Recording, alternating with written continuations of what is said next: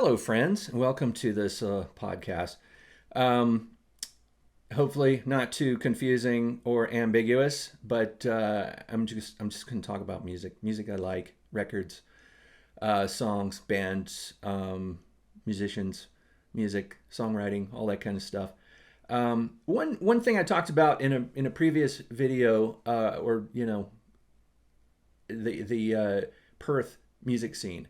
Um, the bands like King Gizzard and the Lizard Wizard, Pond, the Murlocs, Tame Impala, a lot of bands like that are getting some press because they're so good. And it's like a music scene. It kind of reminds me of some of the music scenes I remember, the Athens music scene, and then the later one, the sort of the elephant, and the the idea of a music scene is that you have bands that all kind of seem like they came from the same place. They all have the same feel to the music. It's not the case here with the Perth thing, which is why a lot of the musicians say there really isn't a music scene. It's just bands. We're all very different, which is very true. But I think the thing that holds them all together for me is the fact that they're good. They're so good. And all of them, there's offshoot bands. There's the guy who plays drums in this band also is the lead guy in another band, and the guy who plays harmonica in this band is also the lead guy in another band. And these guys know these guys. It's all kind of connected because I guess it's Perth is not like a gigantic mega city one. It's sort of it's got the type of environment where you could imagine a scene forming. Anyway, the band King Gizzard and the Lizard Wizard is a favorite of mine. Absolutely fascinating band to follow because they are so diverse and unexpected. Everything they do is completely unexpected.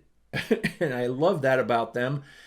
They don't even use the same tunings that a lot of that every other band does. If you watch their music videos on YouTube, some of they have guitars that, if you know what a guitar fretboard looks like, look at their guitars. They have actually like extra frets on their guitar fretboard, and what that is a style of it's a style of tuning that gives them access to notes that other bands aren't using. They're like half tone. There's a musical explanation for it that I won't get into, but it gives their music a sound that may not sound right at first. It may sound a little out of tune because some of the notes they're playing aren't notes that we're used to hearing next to the other notes that we're hearing.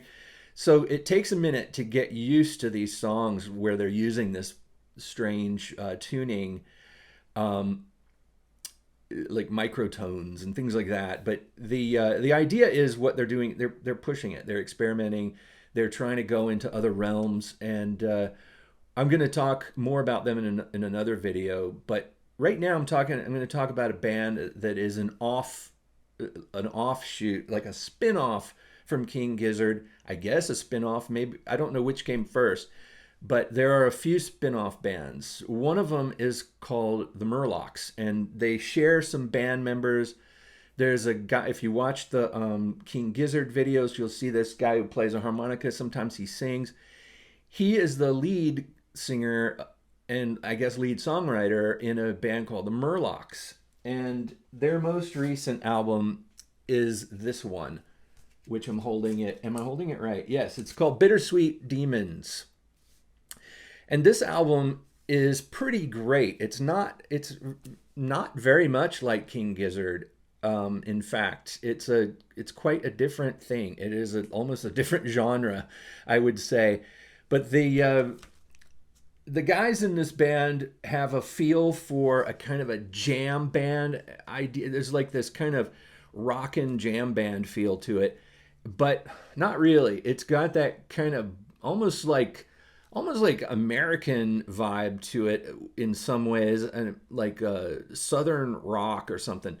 The guy plays a harmonica, and there's these driving rhythms, and on top of all that, the songwriting is like a classic style of songwriting. These songs sound like they're songs for the ages. These are I don't want to compare them to anything so to speak, but they're songs that you might categorize with a band like Creedence Clearwater Revival, you know, because they have that sort of classic rock sound to them. And I think they have the potential to live to have a very long lifespan, these songs, because I think they have just this great foundation in the rock forms that we're used to, but they push it a little bit. Some aspects of the music are unique to them. I think lyrically they're pretty profound. I mean, a lot of the lyrics are about pretty profound issues and personal issues and things that you can read into. They're not like spelled out for you in some cases, but if you've had, you know, certain types of life experiences, you hear, you know, familiar stories in some of these songs. And there's just some great songs on here. There's a song called Skyrocket on here that is just a fantastic song that just gets stuck in my head. Francesca is it's just got this driving rock, you know, I don't know how to explain it. Classic rock driving drums, bass, and cool guitar, and a distorted harmonica riff on it. And the singer's voice is something that people have talked about. He's got kind of a unique voice, but and some people are like, his voice is kind of weird or whatever. But I don't think so. I think he's got a very emotive voice, and I think it works perfectly with this kind of music. It gives it that sort of gives it a bit of an edge that it might not have if there was just a regular, you know, what the type of singer that you might expect with the gritty Southern rock, you know, rock and roll jam band kind of voice. The singer here has got a kind of a piercing, like a shriek from hell sometimes, like he's like really been around the block and kind of knows what he's singing about. And I don't want to say I have to get used to it because I liked his voice immediately, but I think this record is pretty classic. It's what I would call classic rock, even though it just came out. It's brand new.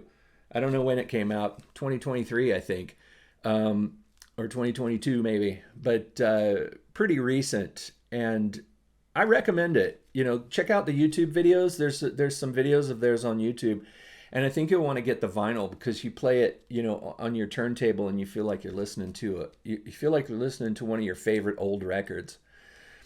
So there we go, Murlocs, Bittersweet Demons, recommended. And thanks for joining me. I'll talk to you again soon.